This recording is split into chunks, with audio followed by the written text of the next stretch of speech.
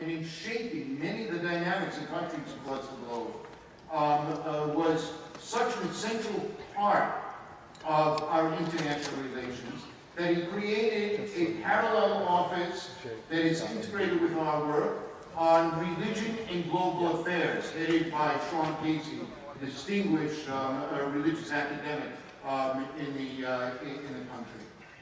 And they too have a staff of about 25 full-time people. That means in the United States of America there are 50 full-time people working on issues of the role of religion in foreign policy and in global relations, which is probably more than the entire rest of the world put together, which is really something extraordinary, and I think testifies powerfully, beyond words, to the deep commitment of this administration to the cause of religious freedom, to understanding the role of religion in international dynamics and in countries across the globe, in order for us to have a more effective policy on behalf of the common values that bring us all together here.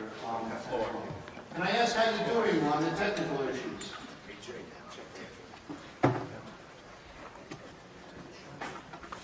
Coming along, sir.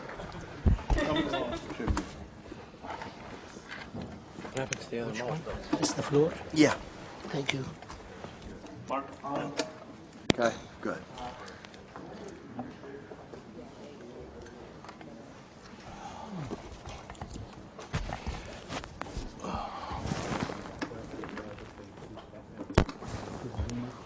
Just a couple of points. After Deputy Secretary Blinken speaks, we'll ask the media to leave, and we'll have a brief pause, and next will come Lieutenant General Terry Wolf, the President's Special Envoy to the Counter-ISIL Coalition. So after the Deputy speaks, we'll pause for the press to leave. Also this afternoon, we'll have lunch in the Delegates Lounge across the hallway, it'll be a standing lunch, and then at the conclusion of delegations, the VIPs will be invited to a closing dinner at the U.S. Institute of Peace, which is about a block and a half away. For those of you who will have to exit through the conference entrance, which will be down the hallway to the left. So if you came in the front door, that space will be available. We'll have people to guide you to the left and have people make sure you get down to USIP safely. And let's hope it doesn't rain like it did last night. There could be a wet walk. If you have any questions about logistics, please feel free to reach out to me or to the staff in the religious freedom office. Thank you.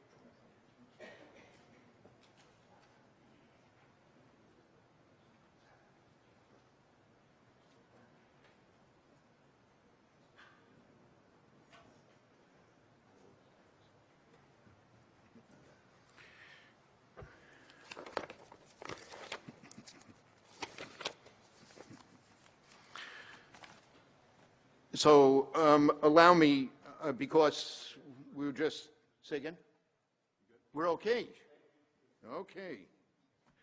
I was explaining that our distinguished Deputy Secretary of State had served as the Deputy Assistant to the President and the National Security Advisor to the Vice President of the United States, Vice President Biden, before he became the Principal Deputy National Security Advisor. Now, I know from my own work personally with Secretary Blinken how deeply he cares about Iraq, how deeply he cares about religious minorities, and understands the importance of promoting tolerance and protecting pluralism as a matter of core principle and as a matter of America's broader strategic interests.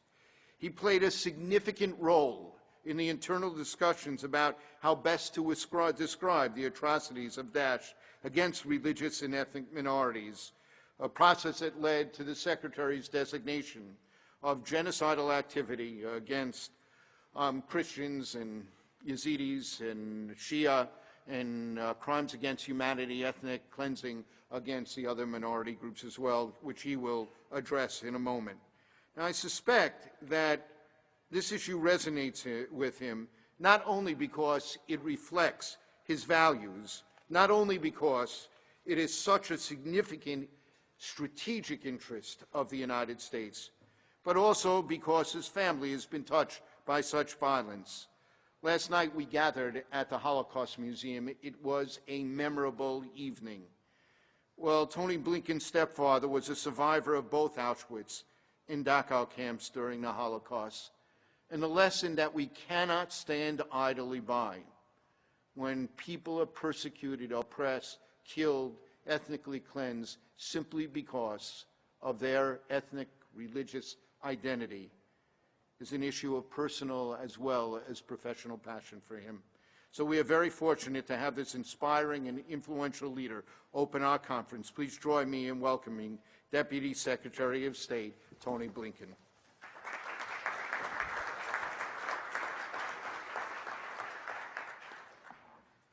Well, good morning, and thank you all very, very much. Welcome to Washington. Welcome to the State Department. It is a privilege to have all of you here with us today. I especially want to thank Ambassador Saperstein. David, thank you, not just for today, but for every day, and your leadership of this extraordinarily important effort. To you, to Knox Thames, for your work, for your entire team, we're grateful. Their laser focus on international religious freedom helps ensure that this essential right, which has done so much to renew and strengthen the vitality of our own nation, is defended and championed everywhere, but especially where it is under threat. This conference today is a concrete expression of that concern for the future of religious and ethnic minorities in Iraq and Syria, for whom the last 3 years have been a living nightmare. A daily fight under the genocidal regime of Daesh for their survival, for their way of life, their very existence, and that of centuries of religious traditions and cultural heritage. We gather today at a moment of great urgency and great consequence, a moment when we can clearly look forward to the day when Daesh is finally defeated, driven from Iraq and Syria, but also a day when we have to think about preparing ourselves for the immense challenges that will follow its defeat. As Secretary Kerry said last week, momentum in the fight to defeat Daesh had shifted, and shifted dramatically, thanks to a coalition of 65 partners from every corner of the world, including all of the governments that you represent today. This comprehensive campaign is systematically cutting off Daesh's financing, denying its sanctuaries, stemming the flow of foreign fighters, combating its narrative on social media, liberating communities, allowing citizens to return home, and gutting the twisted foundation on which Daesh's global ambitions rest. We've eliminated tens of thousands of fighters and hundreds of senior leaders. We've destroyed thousands of pieces of equipment and weapons. We've deprived Daesh of 20% of the territory it once controlled in Syria and 50% of the territory it once controlled in Iraq, including most of Sinjar, home to so many Yazidis. Now, we know that the fight to defeat Daesh on the ground in Iraq and in Syria is not over. There is a lot of work to be done, cities to be liberated, millions of people still to be freed. There are Daesh leaders to hunt down, illicit networks of oil, antiquities, and foreign fighters to stop. In Syria, Daesh still remains a primary beneficiary of a devastating civil war brought on by a dictator against his own people. That's why 36 hours a day, Secretary of State Kerry is working for a settlement in Syria that will give its people viable choices other than to support Assad for fear of terrorists or terrorists for fear of Assad. And as Secretary Kerry does so, we continue around the clock to preserve and extend a cessation of hostilities, to get food and medicine to every single citizen in Syria who needs it. As the noose around Daesh closes, we've seen them try to adapt. by encouraging indiscriminate attacks in as many places as possible. A market in Baghdad, a nightclub in Orlando, a promenade in Nice, a cafe in Dhaka, a square in central Istanbul. Moreover, the fight to hold ground, to rebuild cities, to restore services, to clear schools and clinics of IEDs, to care for displaced children, to help families return home, to hold Daesh accountable, to provide genuine security, to reestablish the rule of law. In other words, the fight to provide the basic needs of a nation and prevent the emergence of Daesh 2.0, that ultimate fight is only just beginning. As Iraqi forces prepare for the greatest battle against Daesh yet, the liberation of Mosul and the surrounding Nineveh plains, these twin responsibilities, military victory, but also inclusive political and economic progress, must proceed together in lockstep. Last week, over 30 countries met here at the State Department to pledge over $2 billion in assistance for this essential task. It's going to be this work, the backbreaking, painstaking work of stabilization, reconciliation, and governance that will ensure that Daesh, once defeated, stays defeated. The fight to take Mosul back will mark the liberation of Iraq's second largest city, an enormous feat of coordination, of planning, of resources, and commitment in order to effectively drive out an enemy and care for hundreds of thousands of people newly displaced. But it's also going to mark something else, a moment that may determine not only the fate of more than 2 million Iraqis, but the future of all of Iraq. A rich cultural, religious, and social mosaic, Mosul holds a unique and important place in the history and identity of the modern state of Iraq. For thousands of years, under countless regimes and through successive conflicts, Christians, Yazidis, Turkmen, Sunni, Shabak, Kurds, Shia, all have made this ancient city their home.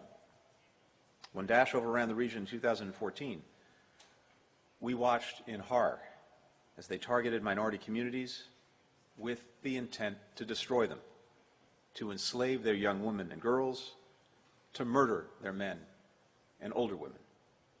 In Mosul, Sinjar, Amerli, Daesh killed Christians because they are Christian, Yazidis because they are Yazidi, Shia Muslims because they are Shia.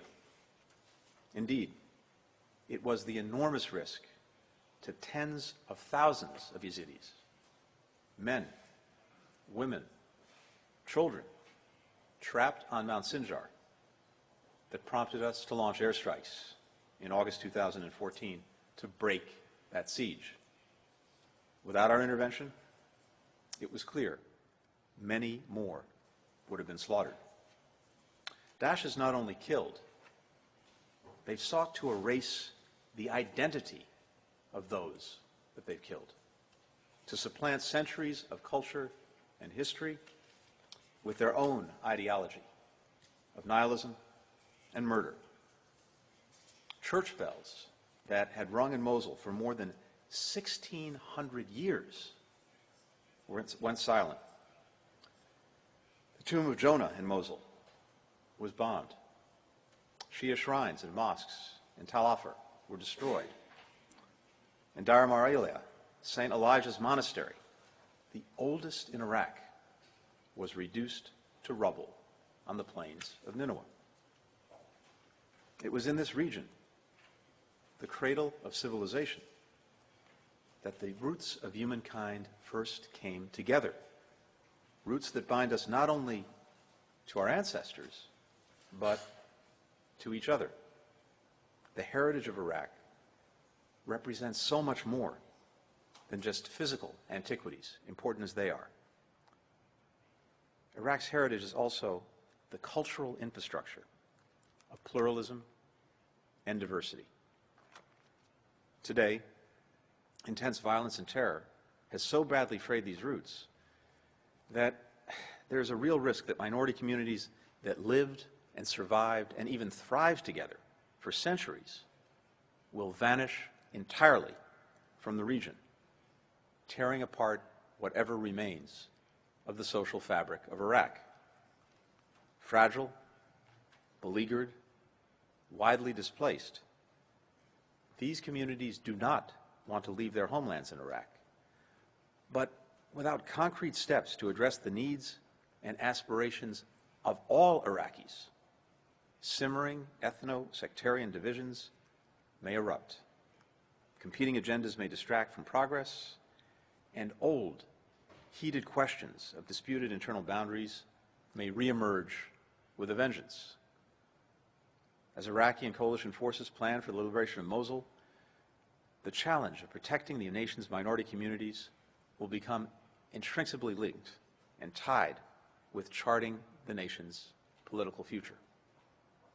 In other words, as important, as vital, as critical it is to defeat Daesh on the ground, to liberate communities, to allow people to come home, unless there is a fundamental political accommodation in which all of Iraq's communities believe they have a future in Iraq, then the conditions that helped give rise to Daesh in the first place will still be there, and we will be at risk of Daesh 2.0. For Iraq's future, for the future of the region, indeed, for the future of the civilized world, we cannot allow that to happen. You cannot allow that to happen. All Iraqis, be they Sunni, Shia, Kurd, Christian, or any other, have to be convinced that the state that they've been asked to fight for, the state they've been asked to remain a part of, will stand up for their rights and their equities, that they can advance their interests more effectively as citizens of a united Iraq than as supplicants of other regional powers or members of isolated competitive blocs in a fractured and weakened state. Now, none of us are blind to the incredible challenges of this vision. Years of polarizing leadership in Iraq have not made credible, effective political reform easy. Yet Prime Minister Abadi has taken steps in the right direction, laying the foundation for national reconciliation and decentralization as a means of giving different ethnic and religious groups growing autonomy, growing control over their own affairs and their resources.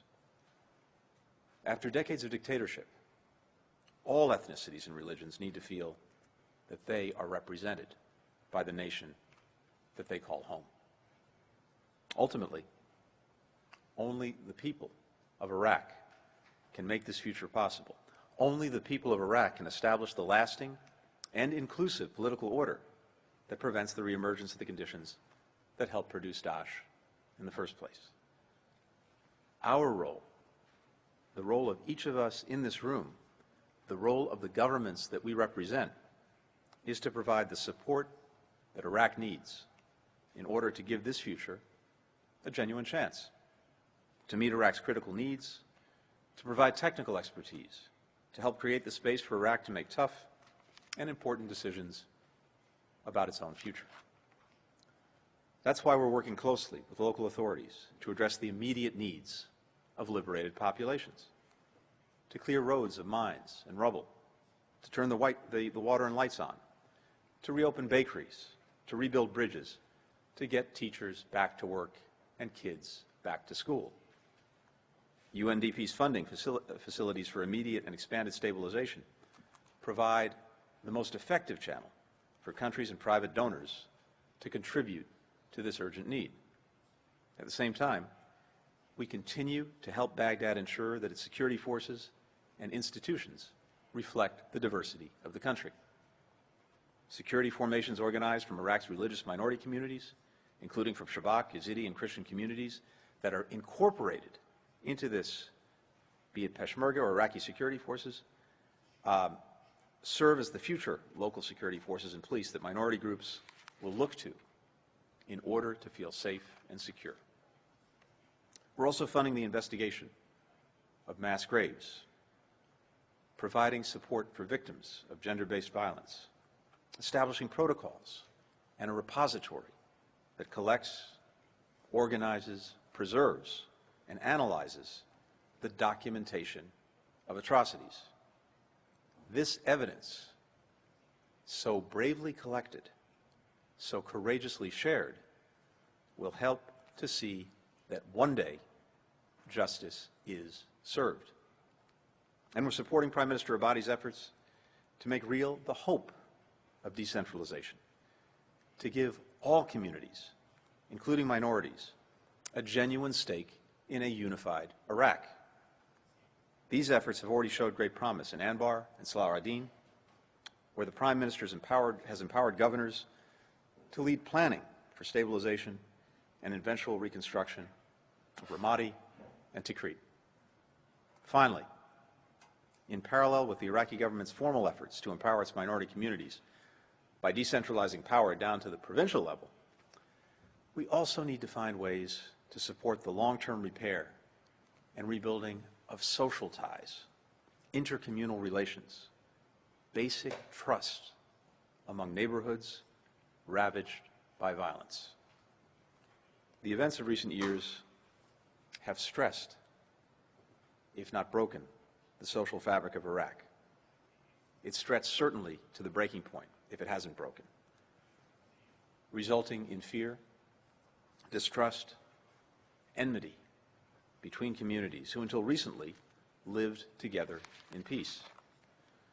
Alongside steps to address the basic quality of life challenges that are so often the source of social tension, corruption, access to basic services, employment, we must also facilitate channels of dialogue, communication, and trust among the communities within Iraq's civil society. Without these efforts, there will be an iron ceiling on what Iraq can achieve and the guarantee of security that it can provide.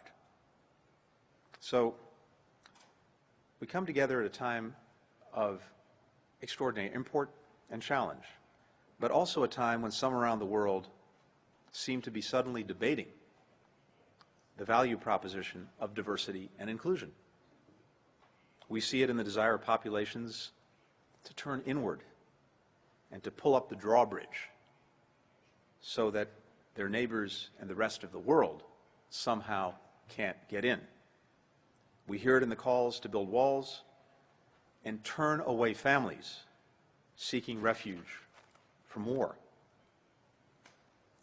Yet those who seek to find fault or danger in our differences misjudge an essential and universal truth about humankind. Tolerance, respect, inclusion. These are not sources of weakness. These are not sources of vulnerability or insecurity. To the contrary, they constitute our greatest reservoir of strength and stability. The United States, as all of you know, is not immune to these debates. Sometimes we too slip from our pursuit of what we call a more perfect union. But we've always thrived when we find our way back to our own North Star, when we cherish and protect the rich diversity of our nation while honoring our common humanity. You know, 50 or 100 years ago, if you asked the experts, what constitutes the wealth of a nation? How do you define it? I think the answer you'd get would be some combination of, well, it's the size of the country, its population, its landmass, its abundance of natural resources, the strength of its military. And of course, all of these things still matter greatly. We in the United States are blessed with many of them. But what we know now, is that in the 21st century, the true wealth of a nation is defined by its human resources and by the ability of a country to maximize their potential, to allow them to build, to invent, to create, to excel. Countries that unleash that potential, no matter where they are on those other definitions of wealth, countries that invest in the health, in the prosperity, in the security, in the diversity of their societies will thrive in the 21st century. That is the wealth of nations today. That is the future. And with your assistance, we can help Iraqis make possible that future for their communities, for their country. Thank you very, very much.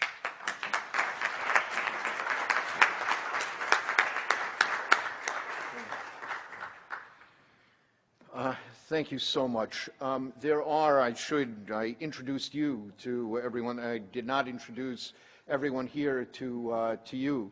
There are 30 countries who have delegations here at this conference, plus the EU, the United Nations, and the Organization for Islamic Cooperation as well here. I can't think of a more helpful opening message than what we just heard, and we are truly delighted that you were able to be with us this morning. Thanks again, David. Appreciate it. Thanks. General Wolf.